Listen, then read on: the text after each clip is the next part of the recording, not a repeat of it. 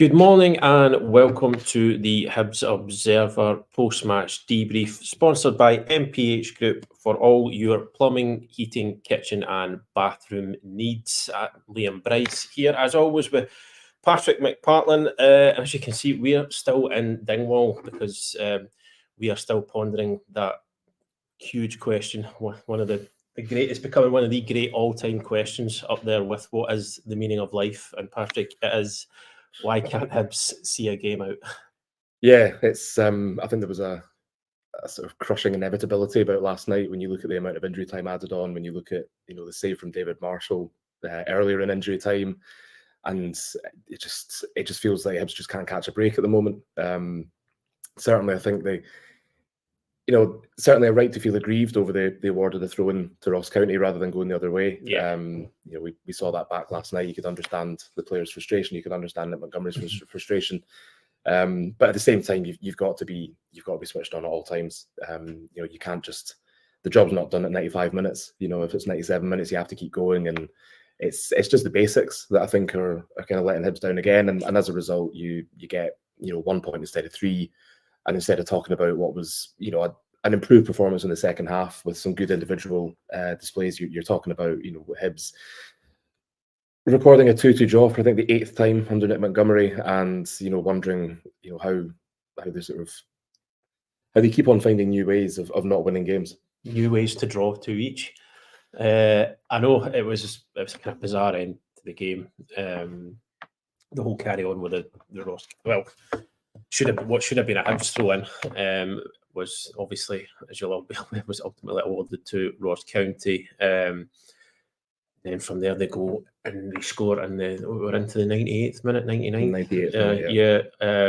I mean, I must agree with Montgomery. I'm not quite sure where 7 minutes came from in the first place. I think that was a bit harsh on Hibs because I can't remember any really extended stoppages in the second half. But I mean, at the end of the day, it's it still comes down to, as you said, just staying switched on. Not letting your concentration drop at vital moments, because obviously Ross County are a team who are fighting and scrapping for lives at the moment. They're not going to, quite clearly, they're not going to stop before the final whistle goes. And unfortunately, Hibs have found that out the hard way. So it's a balance between, Hibs have been done by a pretty bad decision from the officials, but at the same time, it is just, Nick Montgomery actually said in his post-match that he tells the players every day, you can't rely on anything else. It can only be about us.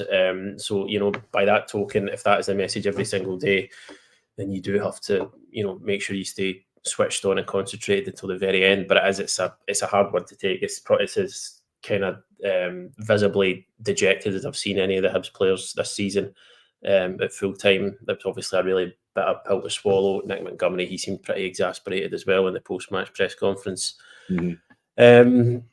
If we can maybe just, go to the game itself. I mean, it was a pretty scrappy first half, I felt, Patrick. I don't think the setup with Emiliano Marcondes as the sort of false 9, if you like, I'm not too sure that worked last night at all. He seemed a wee bit isolated, and he's obviously, as is his tendency with it, he's a number 10, really. He wants to drop in and get involved in the play. I felt like that was kind of congesting further an already congested middle area. I think it sort of hampered Dylan Levitt's efforts to get into the game. He was obviously hooked at half time. Adam Lafondra comes on, and it's a sort of changed side just for having an actual striker on the pitch. What did you make of it?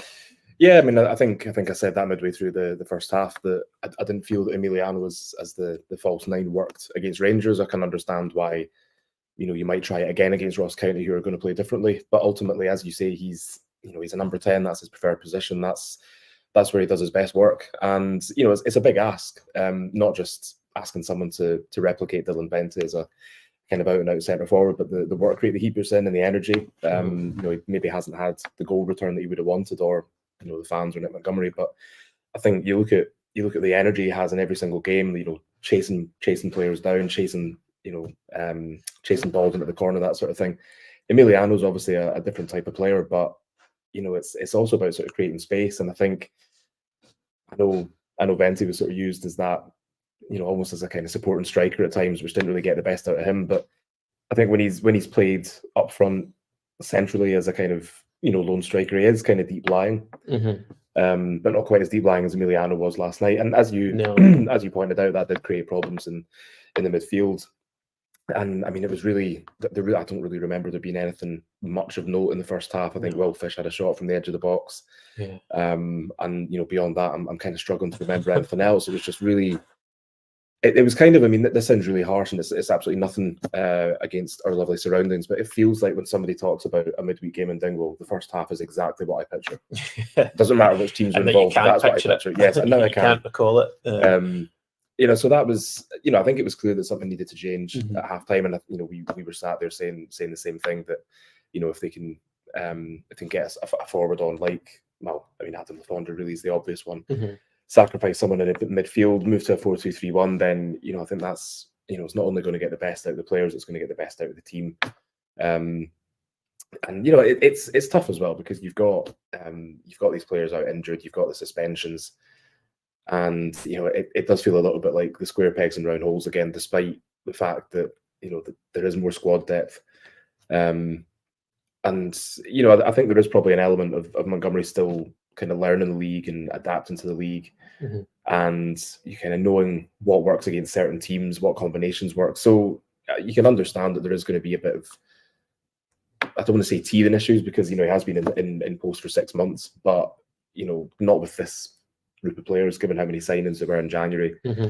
I think there is going to be a little bit of trial and error at times, especially when you're missing so many key players. I think it was 4-5 potential starters missing last night, between a mixture of injury and suspension. So in some ways it's maybe not surprising that they were quite disjointed to begin with. And I think I made this point in our writing afterwards, that the way the game finished did kind of detract from a lot of the individual performances, which I felt were very good, and also just the team performance to sort of come back from a goal down, to kind of turn the game on its head and put in a much better performance, and then just to kind of let that slip away at the last minute. It's just really, I mean, Nick Montgomery kept saying in his post-match press conference, just really frustrating. And I think, like, does it fall on the players? Does it fall on the management? I think there's probably an argument for a bit of both. I think the players have to be switched on. Montgomery can tell them to be switched on for 95 plus minutes every week, but you can't physically make them stay switched on. There has to be that discipline from the players, and if you don't have that discipline from the players, then it's just very difficult to be able to do what he wants to do. And that's really, I feel that's kind of Hibs' big Achilles heel at the moment. Is it's sort of not, it's maybe not a collective thing, it's more just an individual thing. It's the basics. It's tracking runners. It's just staying alert to late runs, whatever you want to call it. And I think if Hibs can do that for the remainder of the season, or for the remainder of the top 6 push, then they should be fine. But also, we shouldn't be saying in the middle of March, this is what Hibs need to do to get results. They should have figured this out by now. Yeah. Or at the very least, the players should know what's expected of them. And for the same players to consistently be switching off and letting things like this happen, losing their men, no matter what they bring to the team in an attacking sense or what they contribute to the team in a positive way, it's kind of undone by moments like that. And you can, like last night, you can have sort of 75, 80, 85 minutes of a good performance, and then you can dash that with just one sort of lapse in concentration, and that that must be the most frustrating thing for Nick Montgomery. Yeah, absolutely. I do wonder if if the setup for the second half, I feel like I understand kind of wanting to get certain players into the team, but I think when you've got a striker like Adam Lafondra on the bench, I'd be tempted to ask just start him. Just Emiliano, I felt it was quite clear against Rangers that it wasn't a role that he was particularly suited to. You don't get the best out of him. I think it became really clear because we're quite close proximity to the bench, the press box in Dingwall, and I think you could tell quite early on that they were giving off a sense that they felt that it wasn't working. There was a lot of kind of shouts towards Emiliano in particular. I think the one I kept hearing was run into space, but he was kind of his natural instinct was to come to the ball, but the shout was always run into space. Let's try and stretch the game a wee bit. It just wasn't kind of in his, in his, sort of the way he wants to play to do that. And it's just that what kind of struck me was like kind of just how much better it looked after the change was made. No, I don't know if that was just a relative thing compared to how kind of flat it was before. But both maybe. Yeah, both. But I thought I was kind of really comfortable for most of the second half. And Lafondra certainly made a difference when he went up there. In terms of other players, I'll come back to Lafondra in a wee minute, but in terms of other players, I thought Nectar Triantis was again very good at the base of midfield. He just handles the ball really well in those areas. He's one of those players where he knows actually how to create space for himself with his first touch. If it's just a slight touch to the side, or if it's back the way he came, or if he knows when he can turn, he can take it on the half turn and spin, and his use of the ball is quite good. So he plays that role quite intelligently. Triantis, which I suppose it is a surprise in a sense because he was brought in as a centre half. I think he's played most, if not all, of his career at centre half, and then you don't want to get it like too carried away and declare him as the answer for Hibs midfield, but it is kind of striking how well he's taken to the role. Elsewhere, I thought Rocky Bashiri had another good game. Joan Yoga, brilliant pass for the second goal. Chris Cadden, I thought, was excellent coming in again. That's maybe another problem. Lewis Miller dropping out looked like a hamstring injury. Yeah, I think so. But I mean, Cadden looked on it. To be fair, he looked really on it.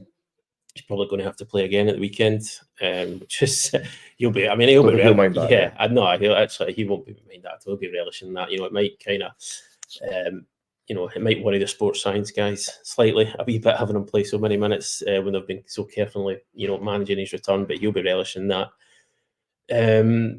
But yeah, I mean, I kind of thought there were, as I said, decent individual performances across the board. But what I wanted to ask is, do you feel as though Lafondra's perhaps played his way into the team for the weekend?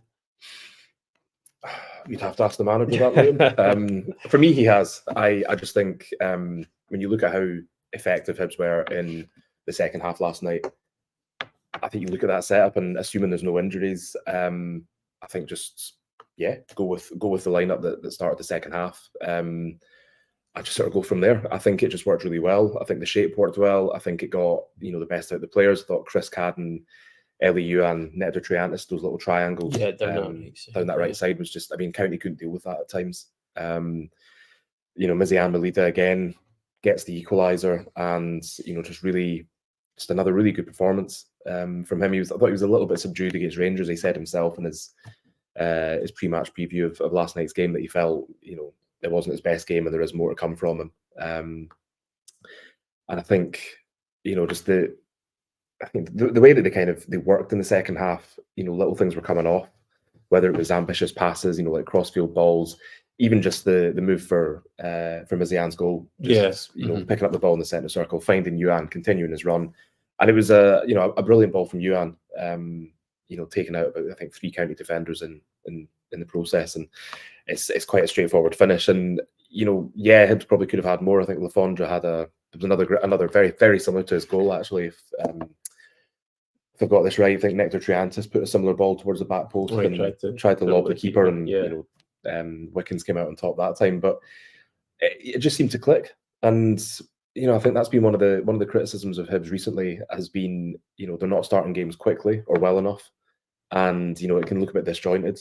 But the second half, I just thought they were really just streets ahead of where they were, and I think you need to sort of, I said earlier, the bad bits from last night overshadow the good bits, but I think you need to look at those look at the good bits as a platform to build on at the weekend. Livingston, they had a lot of talk yesterday about the sickness bug that's kind of wreaking havoc in West Lothian, or certainly the Tony Macaroni Arena. But so a bit of a unknown what sort of Livingston team Hibs are going to face, whether it's going to be a kind of a normal 11, but a normal 11 that's not very well, or whether it's going to be a kind of patchwork starting squad. It's it just becomes a case of just, getting there, get the 3 points and move on to the next one. Because, with Dundee winning last night, and Motherwell kind of coming up as well, it's starting to look a little bit dicey. And, I think anyone who's been watching Scottish football for a while knows that the top 6 is not a foregone conclusion. No. At any point. So I think, there needs to, I think they just need to kind of move on from last night. Obviously, examine the bad bits, which is fairly straightforward. Don't switch off, pick up your man, track his runs, and then just start building the good bits and just, take that into Saturday, because, I think they can and should get the 3 points if they play to the best of their ability, if every player's on it. And you would hope that there's sort of like a desire from the players as well to kind of give something back, if you like, to the fans after last night. I mean, it wasn't a poor performance by any means. There was a lot of good stuff in the second half, but what I thought was, was really notable and really noticeable was when Danda did get the equaliser, there wasn't like a cacophony of booing or jeering coming from the Hibs end. There was just this kind of stunned silence. Yeah. And I think it's just, it's happened so many times this season. It happened in Paisley against St Mirren. It happened against Ross County, Easter Road. And it's almost this sort of, here we go again. And, that sort of is kind of shoulders drooping thing. And you think, why can't we hang on to a lead? And I think that was the sort of feeling from the support at full time, was just like being absolutely scunnered. It was the same with Montgomery, same with the players. Just this, kind of how did we not win that? So that's a few days now between a couple of days between now and Saturday's game, and if they can figure out where they're going wrong, then just take the good bits. Surely it should be. Yeah, you would think so. A lot more straightforward. Yeah, I mean, I think 3 points is a non-negotiable come Saturday. I think that you just never want to get into an international break off the back of a bad result, because then you get to sit and stew on it until domestic football comes back around. So it's, I mean, for that alone, Hibs, it's one of those games this Saturday where they just need to get out and get the 3 points by any means necessary. Doesn't need to be pretty. Yeah, it could be a repeat of I think most people would take that, a repeat of the Ross County game at home. I think Montgomery would take that, actually. Yeah. Not last night's. Or even Livingston away. Yeah, exactly. Oh, that was a difficult one to sit through, right enough. But yeah, I think we've covered all bases. A real sickener for the travelling fans last night. But as Patrick says, it might just fire up Hibs to produce a reaction at Easter Road on Saturday. But we're going to leave it there for today and head down the road ourselves. Thank you, as always, for joining us. If you've not subscribed through the Hibs Observer, now is absolutely the best time to get involved. You can see the details on the ticker below there. You can access all our content for £4 for 4 months. So that includes pre and post match reaction from managers and players, live videos like this one, tactical analysis, and exclusive interviews and features on there as well. So we really do appreciate it if you want to get on and check that out. But for now, we're going to leave it there. Thank you as always for joining us, and we will see you again next time.